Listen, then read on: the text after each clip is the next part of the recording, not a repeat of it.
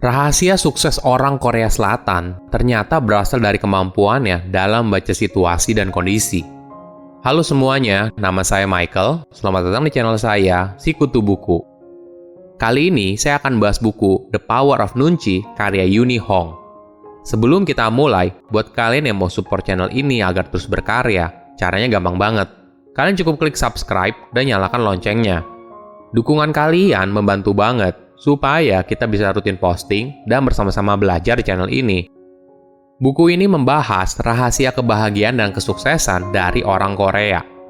Nunchi adalah sebuah bentuk dari kecerdasan emosional yang bisa dipelajari oleh semua orang. Kemampuan ini akan membantu kamu dalam membaca situasi dan berusaha memahami apa yang orang lain pikirkan dan rasakan. Nunchi telah digunakan oleh orang Korea selama lebih dari 5.000 tahun. Saya merangkumnya menjadi 3 hal penting dari buku ini. Pertama, apa itu Nunchi? Beberapa sumber mengatakan kalau Korea telah diserang 800 kali sepanjang sejarah, kebanyakan oleh China dan Jepang karena lokasinya strategis.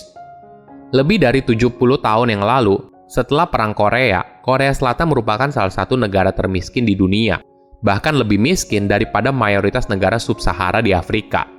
Lebih parahnya lagi, Korea Selatan tidak memiliki sumber daya alam sama sekali. Tidak ada minyak, tidak ada tembaga, dan sebagainya. Namun sekarang, Korea Selatan masuk dalam jajaran negara terkaya di dunia dan juga merupakan salah satu negara dengan teknologi yang sangat maju.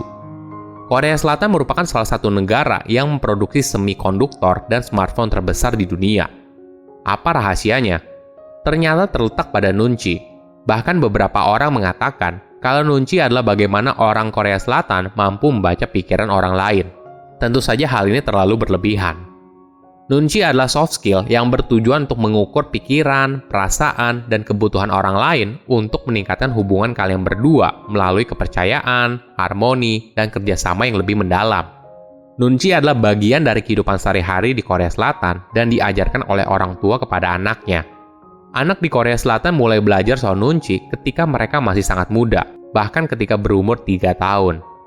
Biasanya mereka belajar dalam konteks yang negatif. Misalnya gini, jika semua orang berdiri di sebelah kanan saat di eskalator dan anaknya berdiri di sebelah kiri, orang tuanya langsung memarahi anaknya. Kenapa kamu tidak punya Nunchi? Hal ini bisa berarti 2 hal. Satu hal berarti belajar untuk tahu sopan, dan di sisi lain, belajar untuk berbaur dalam lingkungan sekitar. Memiliki Nunchi yang kuat berarti kamu selalu sadar dan memperhatikan kata, situasi, gerak tubuh, ekspresi wajah, dan sebagainya. Ini sangat penting dalam budaya Korea Selatan yang merupakan masyarakat dengan konteks yang tinggi. Berarti, banyak komunikasi tidak berdasarkan pada kata-kata, tetapi pada konteks keseluruhan yang terdiri dari banyak faktor, mulai dari bahasa tubuh, ekspresi wajah, tradisi, siapa yang hadir, dan bahkan siapa yang diam. Di Korea Selatan, apa yang tidak diucapkan sama pentingnya dengan kata-kata yang diucapkan. Dan orang yang memperhatikan hanya kata-kata mendapatkan setengah dari pesan yang ingin disampaikan. Tetapi ini sama sekali tidak berarti kamu hanya membutuhkan Nunchi di Korea Selatan saja. Bahkan di banyak pertemuan yang penting, semakin banyak informasi penting tidak diungkapkan secara gamblang dan jujur.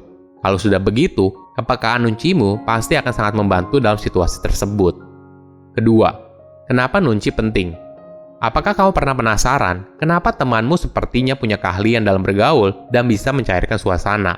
Atau kenapa rekan kerjamu yang kalau dilihat dari kinerja sebenarnya tidak lebih baik dari kamu, tapi kenapa rekan kerja tersebut lebih sering dapat promosi?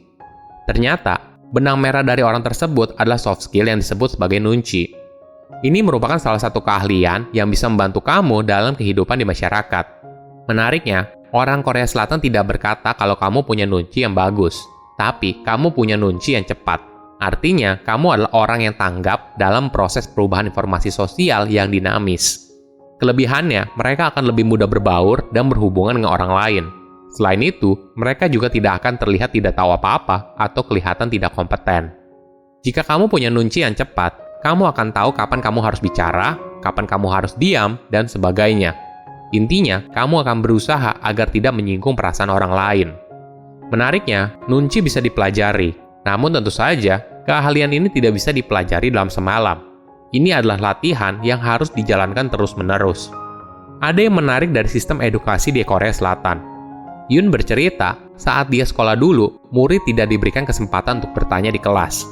Guru sengaja memberikan informasi yang kurang jelas kepada murid tentang peralatan apa yang harus dibawa ke sekolah dan di mana ujian akan dilaksanakan.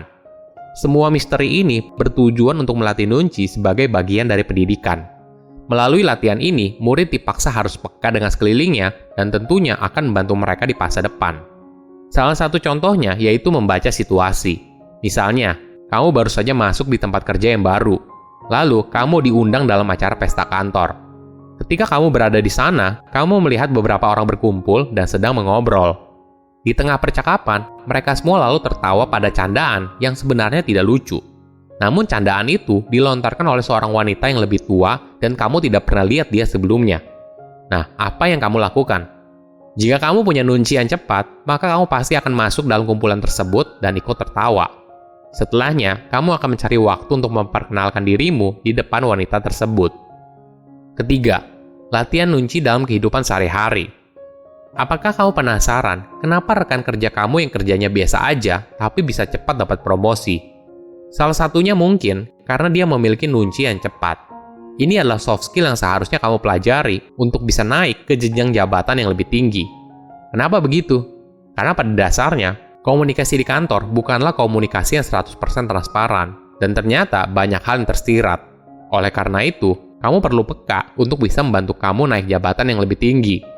Misalnya begini, kamu mau minta naik jabatan kepada bosmu, namun kondisi perusahaan lagi sulit. Tentu saja meminta langsung kenaikan gaji adalah hal yang buruk. Ternyata kamu memperhatikan kalau bos kamu sepertinya kewalahan karena banyak proyek yang baru.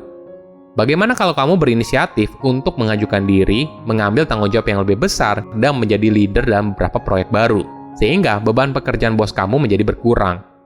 Ini bukan hanya berguna untuk membantu bos kamu.